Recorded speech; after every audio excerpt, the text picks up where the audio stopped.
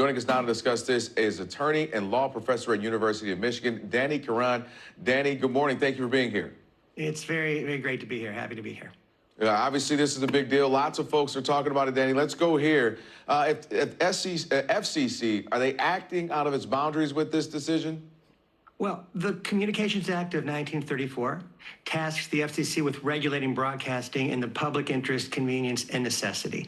And traditionally, that was reserved for obscenity, such as, back when Janet Jackson got into some trouble at the Super Bowl. Is that what's happening here? No, it's not. So are they acting outside the lines? You could argue they're not. But that threat from the commissioner said to ABC, we can do this the easy way or the hard way.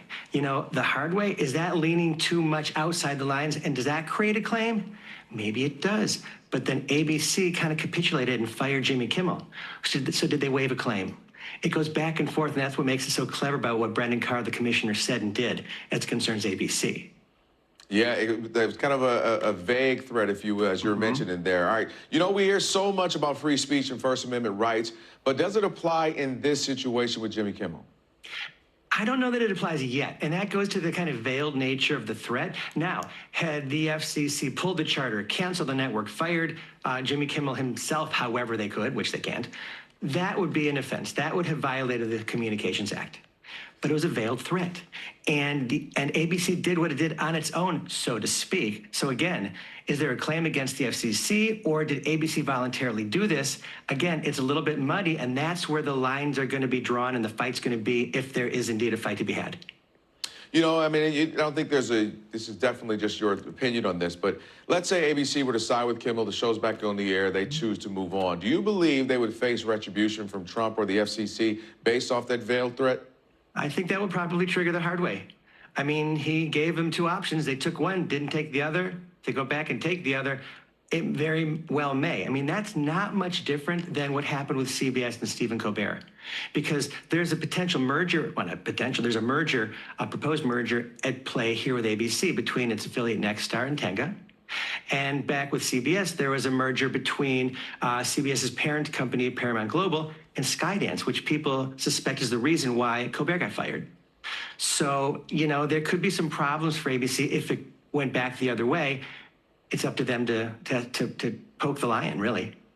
And you've kind of been talking about this a little bit. Nexstar and Sinclair, two major broadcast companies, threatened to pull Kimmel, which would leave ABC with a lot of affiliates that are not running the Kimmel show.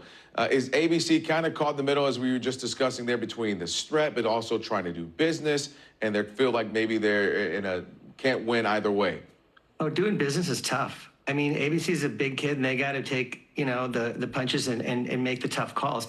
They decided to do this to avoid the possibility of getting shut down, or who the heck knows what the hard way really means.